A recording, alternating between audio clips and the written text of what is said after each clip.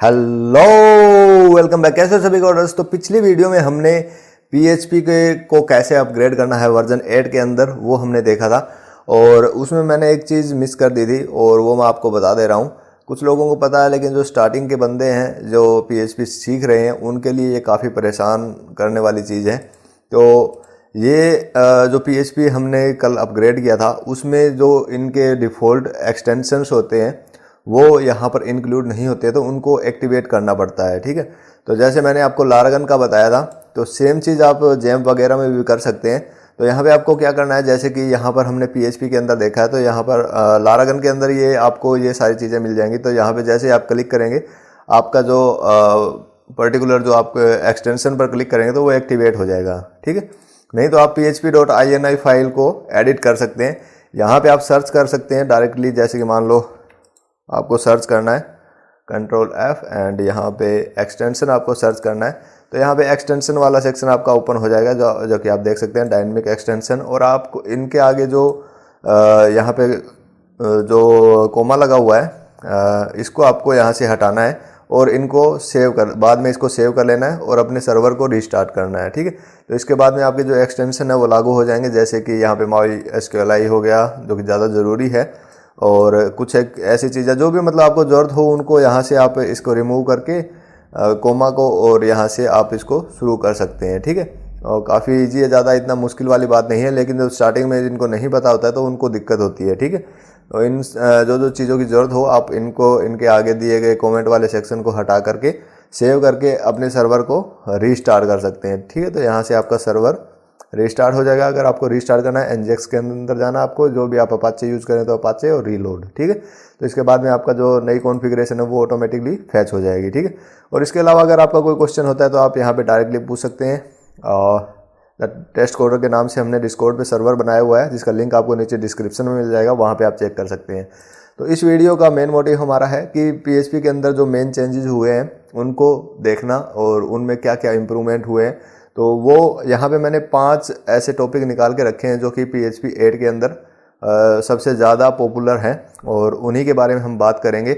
बाकी कुछ ऐसी भी चीज़ें हैं छोटी छोटी जो कि इम्प्रूवमेंट हुई हैं और कोई नई चीज़ ऐड हुई है, लेकिन वो इतनी ज़्यादा ज़रूरी वाली बात भी नहीं है। ठीक है, तो यहाँ पे हम क्या करते हैं, सबसे पहले एक फ़ाइल क्रिएट कर लेंगे। यहाँ पे हम लिख लेंगे, इसको PHP लिख देते हैं, और PHP यहाँ पे हमारी फाइल बन गई है php.php, तो कोई ज़्यादा इशू वाली बात नहीं है। तो यहाँ पे हमें क्या करना है, ये बेसिकली हमारा प्रोजेक्ट था जो कि हम पीछे PHP 8 के साथ में ही करते आ रहे हैं, तो उसी के अंदर मैंने इस फाइल को क्रिएट किया है। ठीक है, तो इसी के अंदर इसको ओपन कर लेंगे। तो यहाँ पर मैं स्लैश लिखूँगा php.php, इसको मैं लिख दूँगा। ठीक है, तो यहाँ पर हमारी ये फाइल ओपन हो गई है। तो यहाँ पर कुछ भी एक बार टेस्टिंग के लिए एको करके देख लेते हैं, एको, और यहाँ पे हम लिखेंगे दी टेस्ट कोडर। ठीक है, सेव करते हैं, रिफ्रेश करेंगे। ओके, हमारा आउटपुट सही आ रहा है। तो इसके बजाय हम क्या काम करते हैं, इसको हम इस फाइल को डिलीट कर लेते हैं, और ताकि ये सभी थोड़े से अलग अलग से हमें लगे, तो इस तरीके से इसकी फ़ाइल को क्रिएट करेंगे हम। तो यहाँ पे हम पहली जो फाइल बनाएंगे वो रहेगी हमारी one.constructor के नाम से हम इसको फाइल को बनाएंगे, और इसका जो मेन फीचर है वो भी इसी के अंदर ही है। तो सबसे पहले इसके फीचर की बात करते हैं जो कि PHP 8 के अंदर है। तो ये है कंस्ट्रक्टर प्रॉपर्टी प्रमोशन। ठीक है, constructor property promotion okay, and constructor की स्पेलिंग भी चेंज कर लेते हैं। कंस्ट्रक्टर प्रॉपर्टी प्रमोशन सबसे पहला फीचर हमारा जिसके ऊपर हम काम कर रहे हैं अभी, और इसके बारे में हम जानेंगे।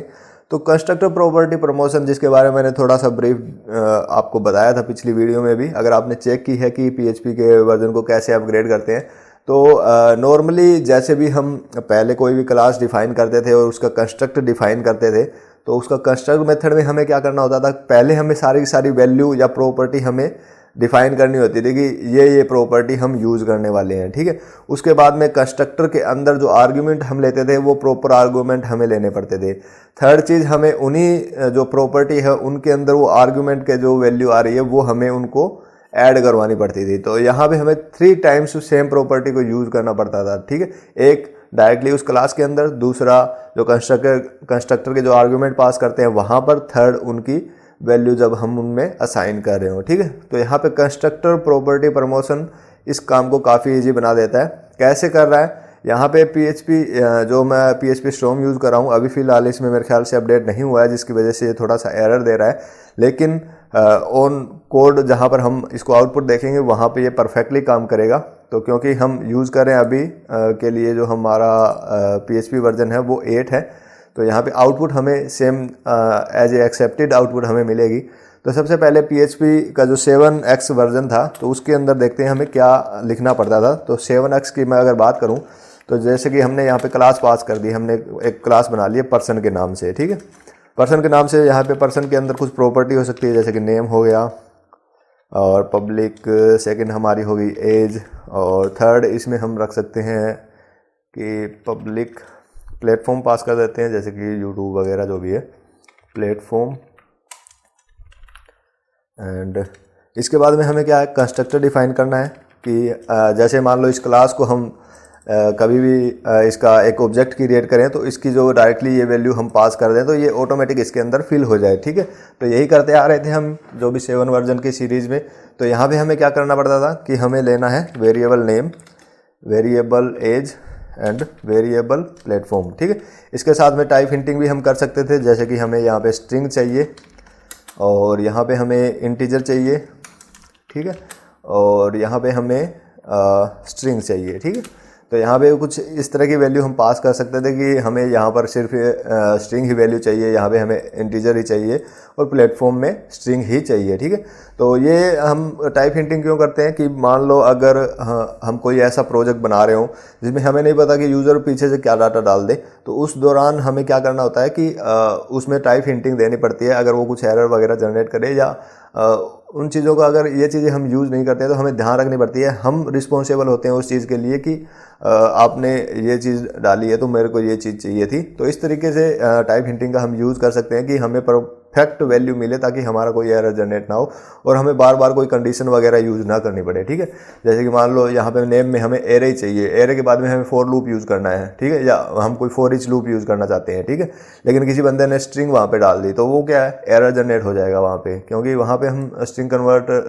को एरे में किस तरह से करेंगे। ठीक है, तो इस तरीके की प्रॉब्लम होती है। तो यहाँ पर इसीलिए टाइप हिंटिंग का यूज़ किया जाता है। ठीक, तो अभी नेक्स्ट चीज़ आती है हमारी कि हम यूज़ करेंगे वेरिएबल नेम को। हाँ, यहाँ पे हम वैल्यू असाइन करेंगे नेम और वेरिएबल दिस के बाद में यहाँ पे हमारी एज हो जाएगी, जिसको कि हम वेरिएबल एज के अंदर ऐड कर देंगे, और वेरिएबल दिस के बाद में यहाँ पे हमारा हो जाएगा platform is equal two variable platform. ठीक है, तो इस तरीके से हम डिफाइन कर देते। तो यहाँ पे हम देख सकते हैं, जैसे कि यहाँ पर मैं लिख देता हूँ इसको variable coder is equal to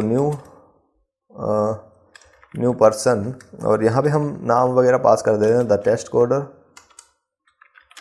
coder, and यहाँ पे सेकंड एज हम पास कर देते हैं। थर्ड हमारी वैल्यू रहेगी प्लेटफॉर्म, तो यहाँ पे मैं पास कर देता हूँ यूट्यूब। ठीक है, और यहाँ पे सेव करते हैं। यहाँ पे वेयर डंप करेंगे, वेयर डंप वेरिएबल कोडर को, और यहाँ पे सेव करते हैं। तो अभी हमें कंस्ट्रक्टर के ऊपर जाना होगा, नाम कंफ्यूज करेगा हमें, लेकिन ज़रूरी है।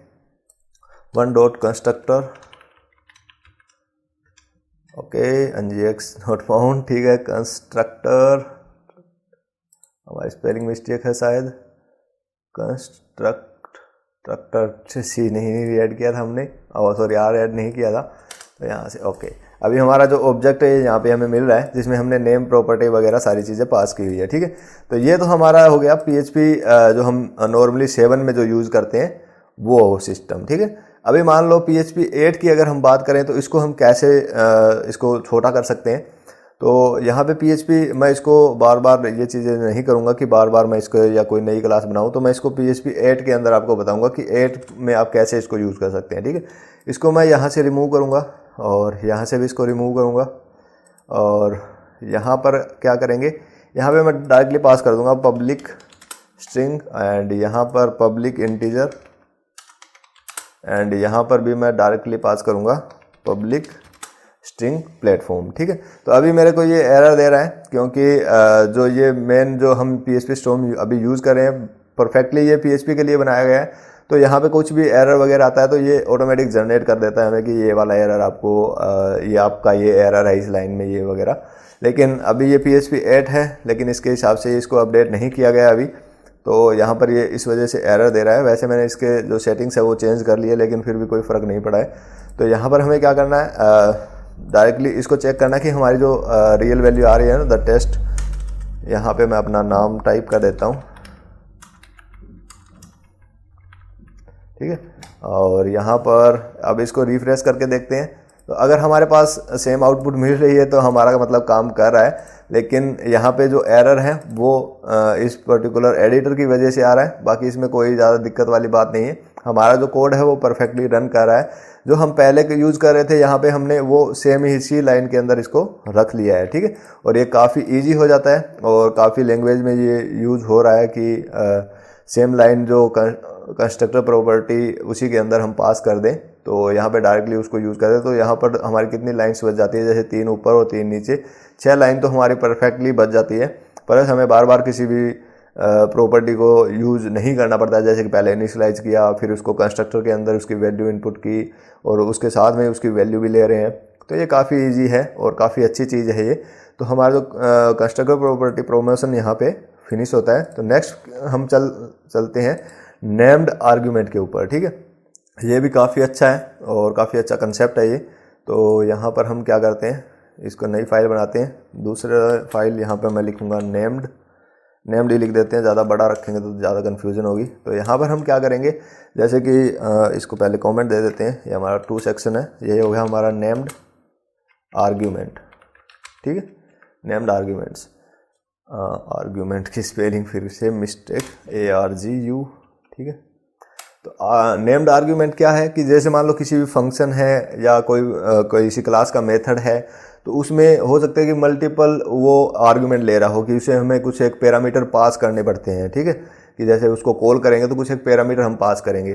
तो मेनली यहाँ पर हम जो अभी तक यूज़ करते आ रहे थे वो हम पास कर रहे थे पोजिशनल आर्ग्यूमेंट्स, ठीक है। तो पोजिशनल आर्ग्यूमेंट्स या पैरामीटर क्या है कि जैसे मान लो अभी हमने एक फंक्शन हम क्रिएट कर लेते हैं, फंक्शन, इसको नाम दे देते हैं हम डिटेल्स, ठीक है।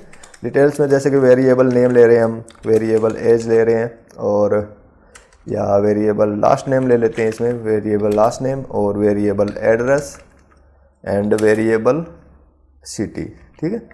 और यहाँ पर हम क्या करें, इसको डायरेक्टली यहाँ से रिटर्न कर दे रहे हैं। वो सिंपल चीज़ है, ये ज़्यादा कोई सोचने वाली बात नहीं है कि मैंने क्या लिखा है।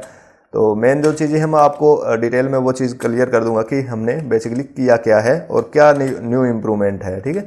तो यहाँ पर last name, variable address, address के बाद में हम यहाँ पर ऐड कर लेंगे वेरिएबल सिटी, ठीक है। वेरिएबल सिटी हम यहाँ पे ऐड कर लेंगे। और यहाँ पर आप देख सकते हैं नेम हमारे पास है, लास्ट नेम है एंड एड्रेस है और सिटी इसके बाद में आ रहा है, ठीक है। तो यहाँ पे हम कुछ ऑप्शनल वैल्यू जैसे पास करना चाहें तो यहाँ पे पास कर सकते हैं, जैसे कि एड्रेस को मैंने नल रख दिया है यहाँ पे और सिटी को भी मैंने नल रख दिया है, ठीक है। तो यहाँ पे मेरे पास डिटेल के नाम से एक जो फंक्शन बन के तैयार हो गया है। तो यहाँ पे पोजिशनल जैसे हम आर्ग्यूमेंट यूज़ कर रहे थे या कुछ पैरामीटर हम पोजिशनल पास कर रहे हैं, तो उसमें क्या होता है कि जैसे मान लो अभी हम एको कर रहे हैं, ठीक है। तो यहाँ पे हमने डिटेल्स लिखा है और यहाँ पे सबसे पहले हमने नाम दे दिया द टेस्ट कोडर एंड जो लास्ट नेम है हमने दे दिया PHP एंड उसके बाद में हमने एड्रेस पास कर दिया। तो यहाँ पे हम लिखेंगे कि हिसार एंड सिटी भी हिसार ही देना पड़ेगा, हिसार की जगह हिसार हरियाणा कर देते हैं इसको, ठीक है। तो यहाँ पर हमारे पास बेसिकली जो हम यहाँ पे पास कर रहे हैं, जैसे कि हमें पहले पता है कि पहले नेम आएगा, सेकंड हमारा यहाँ पे लास्ट नेम आएगा, थर्ड हमारा एड्रेस आएगा और फोर्थ हमारा हिसार मतलब जो सिटी आएगा, ठीक है। तो यहाँ पे ये चीज़ें होगी पोजिशनल पैरामीटर्स, ठीक है। पैरामीटर आर्ग्यूमेंट में आपको कन्फ्यूजन हो सकती है, यहाँ पे हम आर्ग्यूमेंट पास कर रहे हैं, यहाँ पे हम पैरामीटर्स पास कर रहे हैं, ठीक है। तो हमारा जो पहला पैरामीटर है वो है नेम, सेकंड जो है वो है लास्ट नेम, थर्ड जो है वो है एड्रेस और फोर्थ जो है वो है सिटी, ठीक है। अभी मान लो अगर हमें एड्रेस नहीं देना, वो ऑप्शनल पैरामीटर है, ठीक है, लेकिन अगर हमें नहीं देना तो भी हम यहाँ पे पास करते थे नल, ठीक है। तो एक बार इसको डायरेक्टली चेक करते हैं कि हमारी आउटपुट सही आ रही है या नहीं, ठीक है। तो यहाँ पर इसको मैं लिखता हूँ नेम्ड एंड इसको मैं पास कर दूंगा 2, ठीक है। तो यहाँ पर हमारा हो गया the test coder PHP Haryana Hisar, ठीक है। तो हमारा जो पहला नेम, दूसरा PHP मतलब दूसरा हमारा लास्ट नेम, थर्ड हमारा हो गया एड्रेस और फोर्थ हमारी सिटी हो गई, ठीक है। तो अभी जो हमारी पोजीशन, जो हमारे पैरामीटर्स हैं वो हमने पास कर दिए, लेकिन हो सकता है कि यहाँ पर हमारे पास 10, 20, 50 यहाँ पे ऑप्शनल पैरामीटर हो सकते हैं, ठीक है।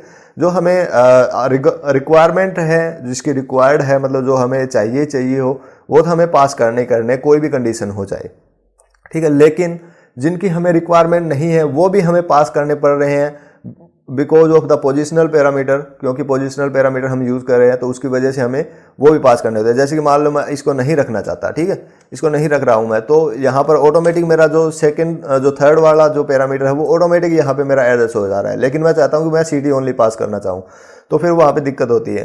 तो यहाँ पर इसका सॉल्यूशन हुआ है PHP 8 के अंदर।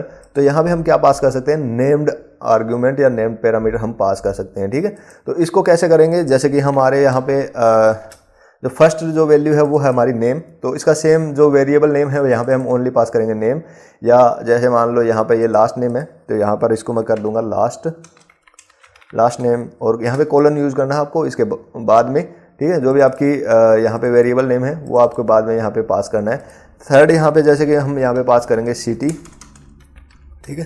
तो यहाँ पे ऑटोमेटिक ये सिटी उठा लेगा, ना कि एड्रेस उठाएगा, ठीक है। तो मैं इसको सेव करूँगा, यहाँ से रिफ्रेश करूँगा तो आप देख सकते हैं यहाँ पे ये ऑटोमेटिक यहाँ से इसने सिटी उठाई है, ना कि यहाँ पर इसने एड्रेस उठाया है, ठीक है। तो यहाँ पर इस तरीके से ये काम करता है। बाकी इसके और भी काफ़ी फ़ायदे हैं, जैसे कि आप इसको आगे पीछे भी रख सकते हैं। जैसे कि यहाँ पे लास्ट नेम को अगर मैं फर्स्ट में रखना चाहता हूँ और इसको मैं यहाँ पे सेकंड में रखना चाहता हूँ तो इसको भी हम चेंज कर सकते हैं, ठीक है।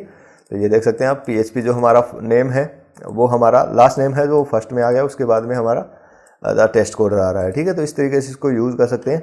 तो ये भी काफ़ी फ़ायदेमंद है। तो इसको यूज़ भी करके आप ईजिली अपने कोड को आसानी से चेंज कर सकते हैं। नेम्ड आर्ग्यूमेंट आगे काफ़ी यूज़ होने वाला है और काफ़ी अच्छा फीचर है, और इसीलिए इस पे वीडियो मैं बना रहा हूँ।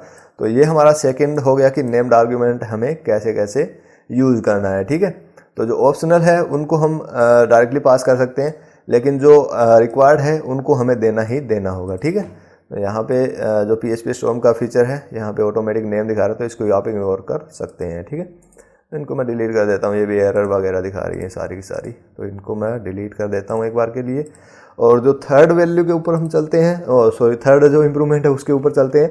तो ये है हमारा यूनियन टाइप्स, ठीक है। तो यहाँ पर पहले जो हम यूज़ कर रहे थे, मैं इसको नाम ओनली PHP दे देता हूँ, ठीक है।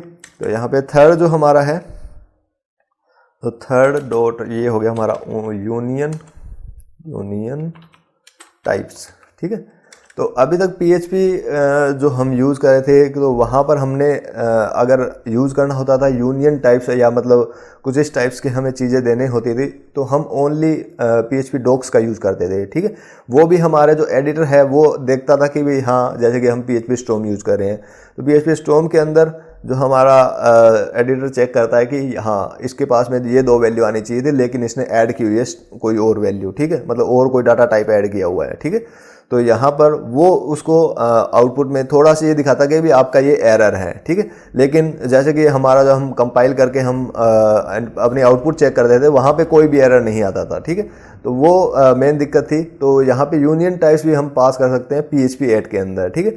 तो पहले PHP 7 की बात करते हैं कि कैसे हम काम करते थे। कि यहाँ पे अगर आपने PHP के अंदर अच्छा काम किया हुआ है तो आपको इसका थोड़ा सा मतलब पता लग जाएगा। तो यहाँ पे पर्सन हम लेते हैं और यहाँ पे हम क्या करेंगे कि वेरिएबल नेम हम पास करेंगे। तो यहाँ पे पब्लिक, ठीक है।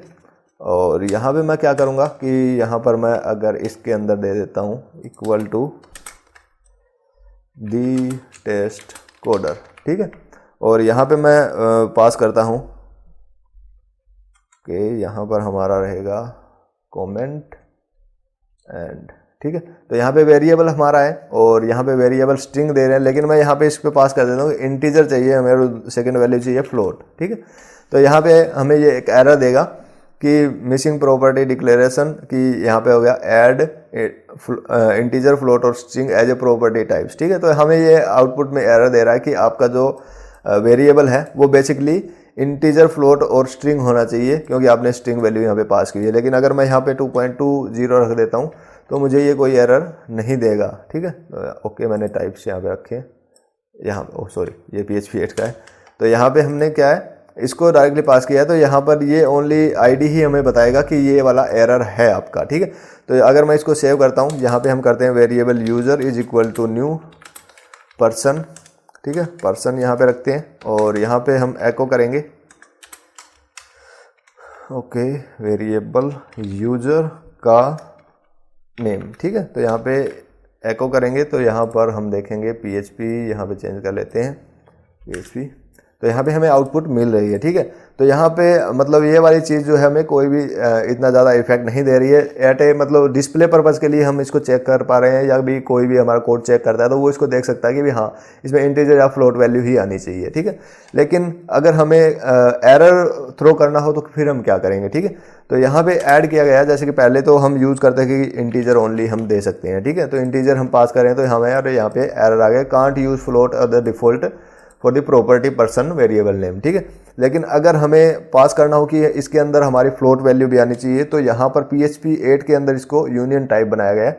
तो यहाँ पर पाइप साइन का यूज़ करते हुए हम फ्लोट पास कर सकते हैं, मतलब कोई भी एक्स्ट्रा वैल्यू हम यहाँ पे पास कर सकते हैं, जैसे इंटीजर भी आना चाहिए, फ्लोट भी आना चाहिए, ठीक है। सेव करते हैं इसको, रिफ्रेश करेंगे तो हमारी आउटपुट आ जाएगी, ठीक है। लेकिन अगर इसके अंदर हम पास कर देते हैं स्ट्रिंग, जैसे कि यहाँ पे हम पास कर देते हैं द टेस्ट कोडर और यहाँ पे सेव करते हैं, तो बेसिकली ये एरर तो यहीं पे दे रहा है। लेकिन यहाँ पे अगर हम रिफ्रेश करेंगे तो आप देख सकते हैं यहाँ पे कि can't use string as a default value of property person name of type, मतलब यहाँ पे दो टाइप्स हो सकते हैं, इंटीजर या फ्लोट, ठीक है। लाइन नंबर 10 जहाँ पर भी एरर आ रहा है, ठीक है। तो इस तरीके से हम इसको यूनियन टाइप्स हम यहाँ पे पास कर सकते हैं टाइप हिंटिंग के लिए, ठीक है।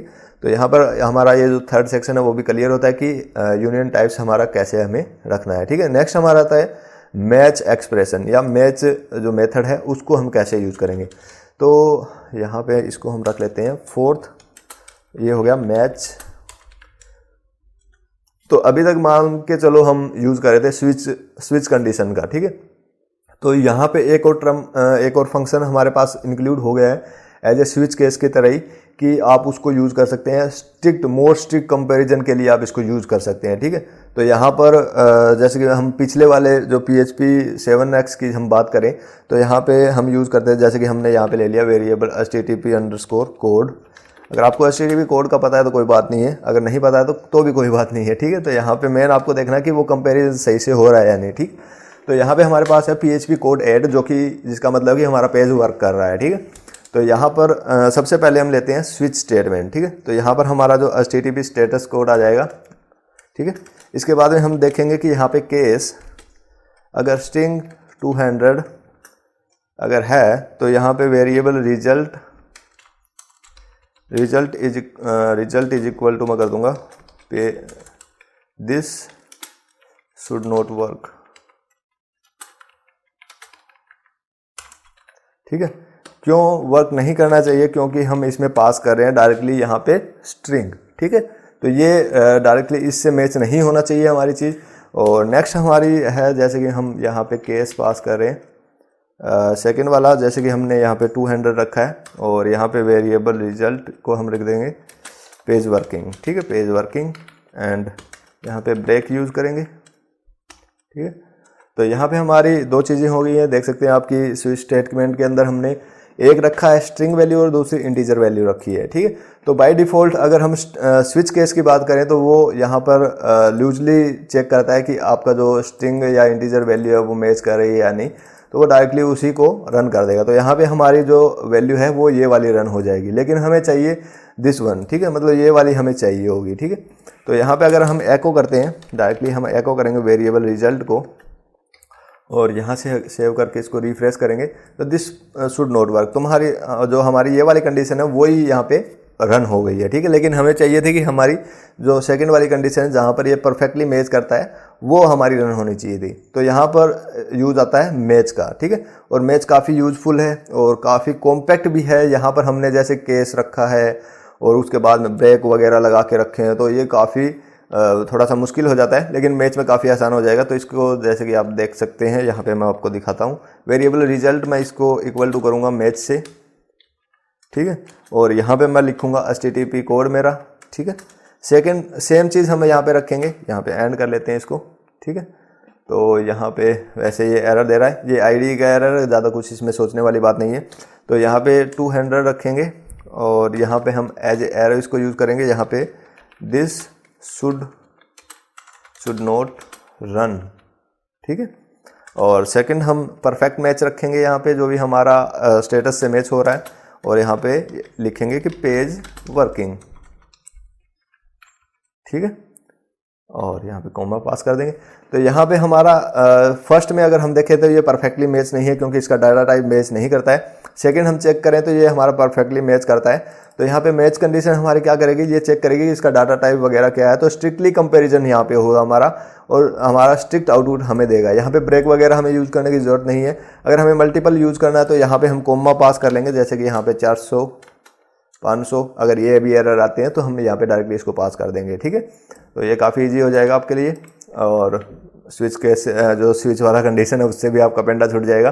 तो यहाँ पे जो हमारे दोनों चीज़ें ये हो गई है, रिजल्ट हम चेक करते हैं। तो यहाँ पे रिफ्रेश करेंगे तो आप देख सकते हैं पेज वर्किंग यहाँ पे हमें आउटपुट मिल रही है, ना कि हमें फर्स्ट वाली आउटपुट यहाँ पे मिलेगी। तो यहाँ पे स्ट्रिक्ट कंपैरिजन के लिए हम यूज़ कर सकते हैं मैच का, ठीक है। तो ये काफ़ी ईजी है। नेक्स्ट में हम चलते हैं नल सेफ, काफ़ी यूज़फुल है नल सेफ का भी, नल सेफ काफ़ी यूज़फुल है। और जैसे कि मान लो मैं डार्ट यूज़ करता हूँ तो वहाँ पे भी इसका काफ़ी यूज़ होता है। जैसे हमें चेक करना हो कि हमारे पास कौन सी वैल्यू अब अवेलेबल है, अगर अवेलेबल है तो उसकी आउटपुट हमें चाहिए। तो नल सेफ काफ़ी यूज़फुल है। अगर 7x की बात करें तो वहाँ पे हमें काफ़ी नेस्टेड कंडीशंस वगैरह रखनी पड़ती है। जैसे कि हम पर्टिकुलर एक कंडीशन को चेक करें कि वो नल है तो नहीं, अगर वो नल है तो हमें हो सकता है कि उसकी वजह से कुछ एरर वगैरह जनरेट हो जाए। तो इस तरह की चीज़ें, जैसे कि मान लो अगर जैसे मैं लारावल पे काम करता हूँ तो वहाँ पर क्या होता है कि जैसे मान लो यूज़र अगर एग्जिस्ट नहीं होता है किसी भी पर्टिकुलर कंडीशन के ऊपर, मान लो वो यूज़र एग्जिस्ट नहीं है, ठीक है। तो वहाँ पे मुझे पहले उस यूज़र को चेक करना पड़ता है कि यूज़र एग्जिस्ट करता है या नहीं, उसके बाद में उसके फर्दर चीज़ों को चेक करना पड़ता था। मतलब उसके जो चेंस वाली चीज़ें हैं उसके बाद में उसको कॉल करना पड़ता था। तो यहाँ पर इन चीज़ों को हम एक्सक्लूड कर सकते हैं नल सेफ से, और काफ़ी कॉम्पैक्ट हो जाता है हमारा कोड, और इजी टू रीड हो जाता है कि हाँ ये वाली चीज़ है तो ये वाला होना चाहिए, ठीक है। तो यहाँ पे एक सिंपल सा एग्जांपल लेके चलते हैं। ज़्यादा कोई हाई क्वालिटी एग्जांपल नहीं है, सिंपल है बिल्कुल। तो मैं यहाँ पे क्लास यूज़ करता हूँ, पब्लिक फंक्शन लिखेंगे यहाँ पे, वेरिएबल एड्रेस मैं इसको लिख दूंगा, variable address is null, and public variable city is equal to null. And यहाँ पे हम यूज़ करेंगे कंस्ट्रक्ट का, और यहाँ पे हम डायरेक्टली पास करेंगे पब्लिक स्ट्रिंग वेरिएबल नेम, ठीक है। तो यहाँ पर हमारा डायरेक्टली हम जब भी इसको यूज़र को इनिशिएट करेंगे तो हमारा ये डायरेक्टली नेम हमारा फिल हो जाएगा। सेकंड हम यहाँ पे फंक्शन कॉल करेंगे, पब्लिक फंक्शन ओके, यहाँ पे एरर है उसकी वजह से ये काम नहीं कर रहा, पब्लिक फंक्शन। एंड यहाँ पे हम क्या करेंगे, एक मेथड बना देते हैं गेट एड्रेस के नाम से, ठीक है। और यहाँ पे हम क्या करेंगे, चेनिंग थोड़ी सी हमें करनी पड़ेगी ताकि हम चेनिंग के थ्रू इसको यूज़ कर पाएँ। तो मेन चीज़ हम हमारा जो नल सेफ है उसको कैसे हम चेक कर पा रहे हैं, सेम वो चीज़ हम यहाँ पे करेंगे। तो variable this address is equal to, मैं यहाँ पे लिख देता हूँ हरियाणा, एंड सेकंड हम यहाँ पे यूज़ करेंगे ओके कंट्रोल डी, और यहाँ पे इसको अंदर हम पास कर देंगे सिटी, जो कि हमारी हो जाएगी सिटी हिसार। एंड यहाँ से हम रिटर्न कर देंगे दिस, ताकि ये चेन की तरह यूज़ किया जा सके, ठीक है। तो यहाँ पे मेनली जैसे कि अगर हम 7 की बात करें तो जैसे कि मैं इसको एक नया यूज़र इनिशियलाइज कर लेते हैं, यहाँ पे हो जाएगा हमारा द टेस्ट कोडर, ठीक है। सेव करते हैं, और यहाँ पर अगर मैं वेयर डंप करूँ इसको, वेयर डंप वेरिएबल यूज़र को, और यहाँ पे अगर हम इसको चेक करते हैं तो हाँ यहाँ पे हम आप देख सकते हैं एड्रेस नल आ रहा है हमारे पास, और नेम सिटी नल आ रहा है, नेम हमारे पास आ रहा है द टेस्ट कोडर, ठीक है। और यहाँ पर अगर हम PHP 7x की बात करें तो हम क्या करते हैं कि जैसे मान लो यहाँ पे PHP 7x की बात करें तो सबसे पहले हमें चेक करना था कि user is not equal to null, ठीक है, ठीक है। नेक्स्ट हम क्या कर देते हैं कि यहाँ पे variable address is equal to, या हम यहाँ पे चेक कर देते हैं कि इफ़ वेरिएबल यूज़र का एड्रेस अगर इक्वल टू नल है तो यहाँ पे सबसे पहले हमें क्या करना पड़ता था, वेरिएबल यूजर का गेट एड्रेस मेथड, ठीक है। इसके बाद में इसके एड्रेस इनिशियलाइज हो जाएंगे और उसके बाद में हम इसके जो जितने भी, जैसे मान लो यहाँ पर हमें एको करना हो, एको वेरिएबल यूजर का एड्रेस, ठीक है। तो इस तरीके से इसको यूज़ कर देते हो और इसमें काफ़ी लंबा हो सकता है, ये नेस्टेड काफ़ी लंबा चल सकता है कि नेस्टेड कंडीशन काफ़ी लंबी जा सकती है, ठीक है। तो यहाँ पे हम चेक कर रहे थे कि यूज़र नल तो नहीं है। अगर यूज़र नल नहीं है तो उसका एड्रेस चेक करें। अगर एड्रेस नल है तो हम उसके एड्रेस को पहले फैच करेंगे, मतलब इस मेथड से, और उसके बाद में उसको एको करेंगे एड्रेस को, ठीक है। तो ये वैसे वर्क करेगा। तो यहाँ पे मैं रिफ्रेश करके आपको दिखा देता हूँ कि यहाँ पर हरियाणा हमारे पास आउटपुट आ रही है, ठीक है। लेकिन अगर मान लो मैं इसको यहाँ पे डायरेक्टली इसको रख लेता हूँ तो ये हो सकता है कि ये मेरा एरर जनरेट करे, या हो सकता है कि मेरा जो नल आउटपुट मुझे आप प्रोवाइड करे, ठीक है। तो इस नल सेफ ऑपरेटर का यूज़ करके भी हम यहाँ पर इसको काफ़ी कॉम्पैक्ट कर सकते हैं। कैसे कॉम्पैक्ट कर सकते हैं, जैसे कि एको करूँगा मैं यहाँ पे वेरिएबल यूज़र, और यहाँ पे मैं यूज़ करूँगा क्वेश्चन मार्क, और सेम हमारा जो फैट एरो वाला जो की है वो हम यूज़ करेंगे जो ऑब्जेक्ट के लिए यूज़ किया जाता है। तो यहाँ पे अगर ये नल नहीं है तो हम यहाँ पे यूज़ करेंगे गेट एड्रेस, ठीक है। गेट एड्रेस के बाद में सेम यहाँ पे हम रन करेंगे और यहाँ पे हम एको करेंगे एड्रेस को, ठीक है।